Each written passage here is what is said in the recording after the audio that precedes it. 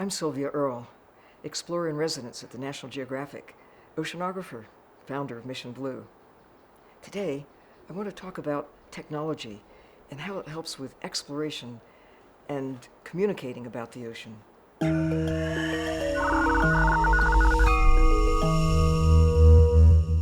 This is Randy Zucker from genConnect. I'm joined by Sylvia Earle, beloved oceanographer, explorer in residence for National Geographic, and Sylvia is also somebody who's really mobilizing technology to raise awareness for the need of protecting our marine life. Sylvia, tell us about what some of the things that you're doing with technology.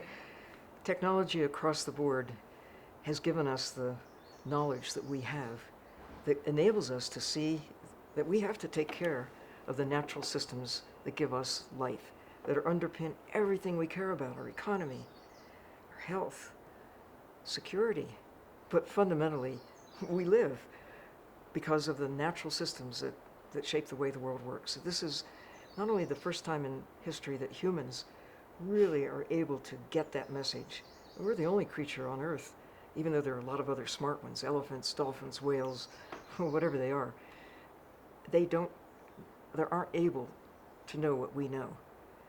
We can learn a lot from them, but they can't see that we're this little blue speck in the universe. They may look up at stars and wonder what they are, but we're the only ones who can find out.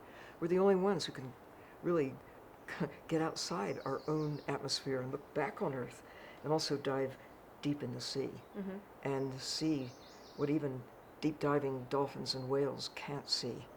We have access to all of it, and that gives us responsibility, it gives us power, and being able to communicate widely. That too is new in our time. Hey, 10-year-olds with cell phones have more knowledge accessible to them than Galileo, than Charles Darwin, than anybody 50 years ago. We have the power of knowing.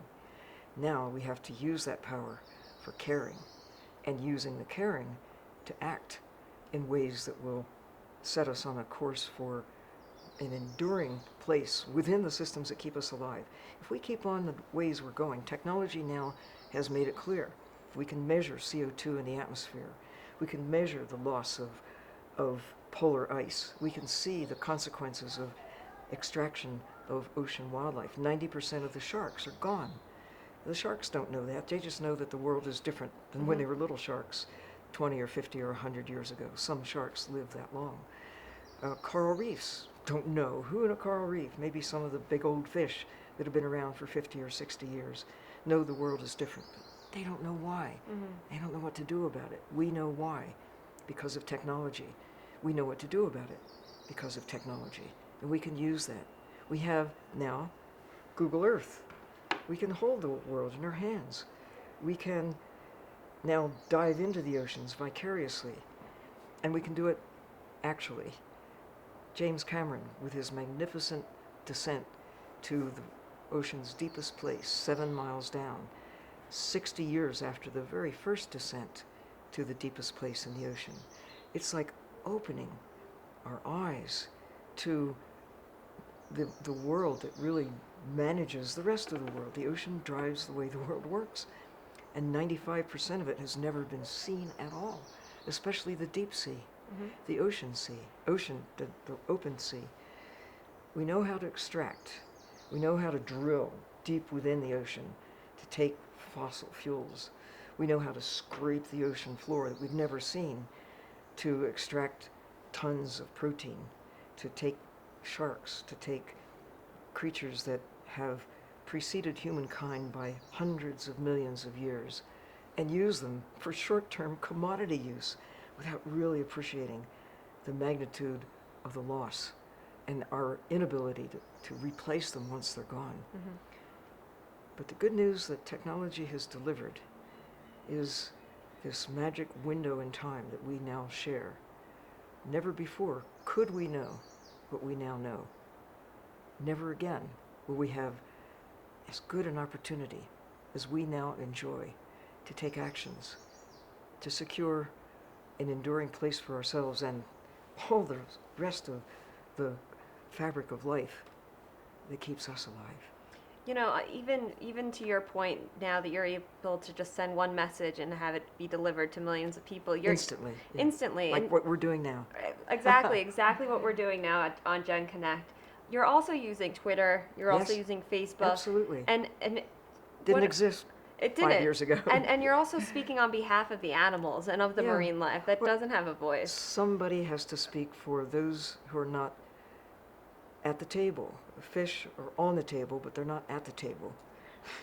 That's true. The children of the future can't speak now. We have to speak for them. Mm-hmm. I am so pleased, so grateful to my predecessors who established national parks, kept some of these examples, much too small, but at least there's something there, who protect watersheds, who have taken actions, like in the 70s in the United States, Clean Air Act, Clean Water Act, the National Marine Sanctuary Act, Marine Mammal Protection Act, Coastal Zone Protection Act, a whole suite of laws that came into effect that now have given all of us who have followed a better chance at a stable planet, at least our piece of the action.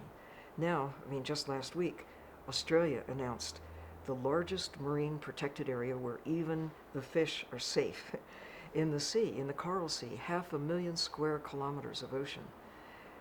It's big news, but it should be just like this is the start of momentum. And the next 10 years may be the most important in the next 10,000 years for bringing into focus the need and the actions that will stabilize CO2 in the atmosphere, that'll help reverse this trend that we now share. If I have one wish, it's to make peace with nature and live long enough to see the turning point where, instead of witnessing, as I have during my lifetime, this downhill collapse of the world that keeps us alive, to see us level off and begin turning around. And it starts with knowing, and that really requires the new technologies that we have to make us aware that this is the time, and we are the ones, the present generation, those who are on Earth today. We're the luckiest people ever. Don't go off in despair with doom and gloom, but celebrate the fact that you're here at the most critical time in history. We didn't know before now. Now we know. We know now that there are boundaries that keep us alive, and we're pushing the edge. CO2, freshwater issues, ocean issues, destruction of the fabric of life that generates all those things that keep us alive, ocean acidification. Now we know. Now we still have time. Not a lot. But if we get our act together in this decade that we now face, we do have a chance to secure, not just for us and the rest of our lives, but to set a course for the whole future of humankind. Sylvia, thank you so much for joining me today. Your passion is contagious, and I hope everybody else out there grabs onto it. And for more with Sylvia, you could visit genConnect.com.